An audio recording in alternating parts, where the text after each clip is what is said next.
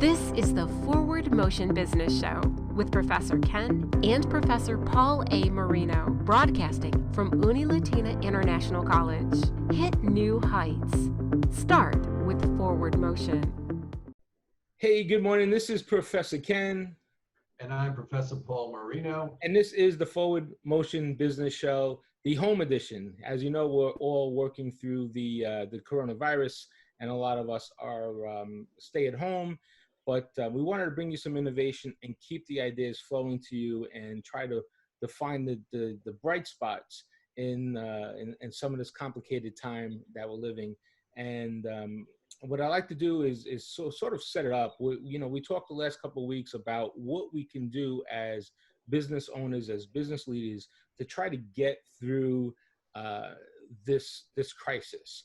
A lot of us are basically paused.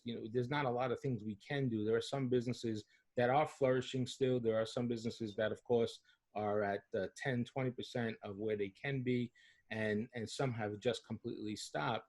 So we're trying to find those bright spots, and we're trying to talk through those opportunities and develop ways that we could be a little more proactive in creating opportunities for us.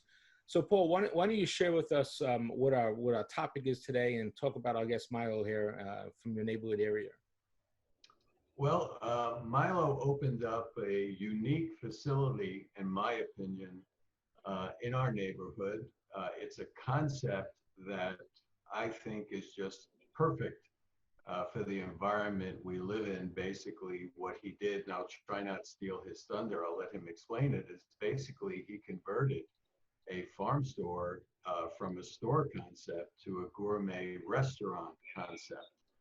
And I'll let him talk about that. So that's the first thing I'd like to cover with him. And the second thing I'd like to cover with him, he was so creative, him and his wife, that they didn't miss a beat when this whole pandemic started. I mean, they just converted to a much more aggressive, if you will, or pronounced online presence. And it's just a wonderful concept, in my opinion, and I think it's very creative. So Mylo, tell us a little bit, how did you make the leap from the traditional restaurant into the drive-through concept? Well, Paul, Ken, thank you for inviting me to the show. It's quite an honor, to be honest with you, because there's not a lot of people and a lot of entrepreneurs that are doing such thing to try to just get the creative mind flowing for others. Right. It just takes a spark to make something happen. And I think you guys are doing a great job at what you do, because there's a lot of people that have good ideas, but sometimes they just need a little push to execute them, and I think shows like these kind of just makes that happen. So thank you for inviting me. So NQC, yeah, it was an old farm store, retail store, sold Pampers, milk, and all those type of goods. And in my endeavors through life, I was raised in the restaurant business.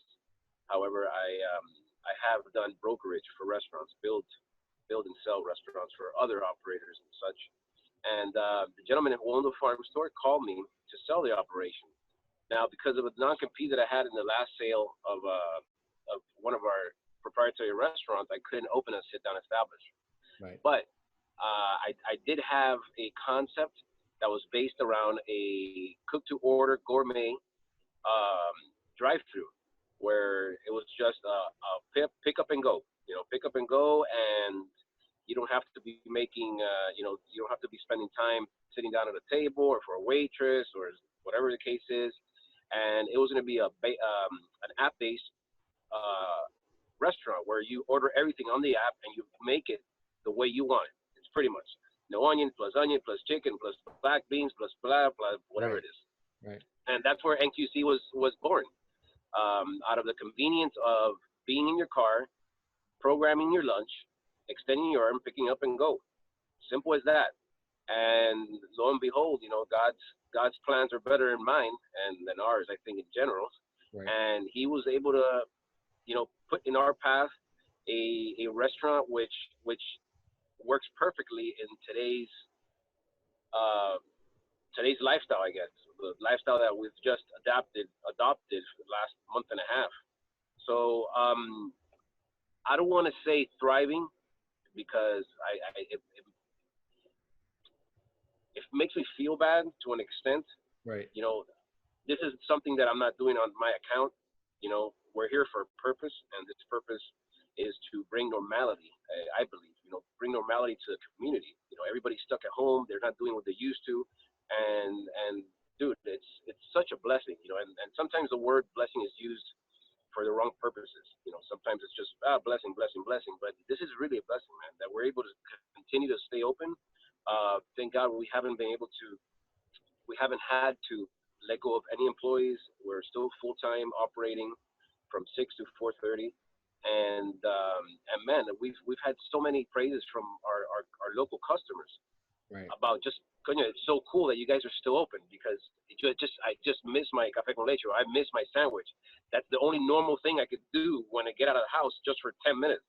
And dude, just to listen to our customer base and our patrons talking like that it's fulfilling. You know, it's like, okay, so this is the purpose that we have. We're here to maintain sanity to an extent in the community. When I pull up, you know, I put in a time that I'm going to pick something up. And one of my favorite things that I love Saturday morning is he makes a pan con cotilla with the bacon that's out of this world. And I hate standing in line to get my breakfast, so I just call it in and I pull through and I got it. But before I even get up to the window, I could be 3 or 4 cars back, and I can hear somebody in there yelling, "Paul's here, Paul's here." I mean, immediately they know my car. Immediately I hear my name. And you must have, what, 4 to 5 people working in there at any one time? Man, we have 7 full-time employees. You guys want to see it? Yeah. Every one of them knows my name. We'd love to see it. There you go. So this is NQC right here. Just so you can see, it's a farm store, an old farm store building. See? All right, so we did this. This is like a beer garden area here, where we do beer tastings and whatnot. So, and the menu right here is our partial menu. All right, these usually take 10 to 12 minutes to make, and this is our app information, NQC Craft Beer and Grub. So you download the app, you match your points and all that good stuff. All right, this is our growler list, where we have all the beers that just came in fresh. So you drive into your car, okay, and then you walk in here, and this is our saps. Hello. Everybody, we're live here. Congratulations on the success, and we're going to share this story out because we think it's important, not only because it serves a purpose today, but I really believe, as we discussed, it serves a purpose in the future, and maybe the model that you're creating here is so innovative and creative that maybe it's the restaurant of the future. Like you said, that'll be great, man. Yeah, I think restaurants will always exist. But I think there's got to be another model out there like yours that makes sense, because that's important, right?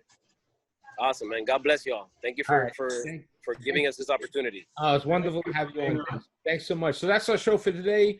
Stick with us. We'll cover some more business disruptors and innovators like Milo over at NQC. This is Professor Ken. And I'm Professor Paul Marino. And we'll see you out there real soon. Thanks so much. Stay safe. Peace. All right, so long.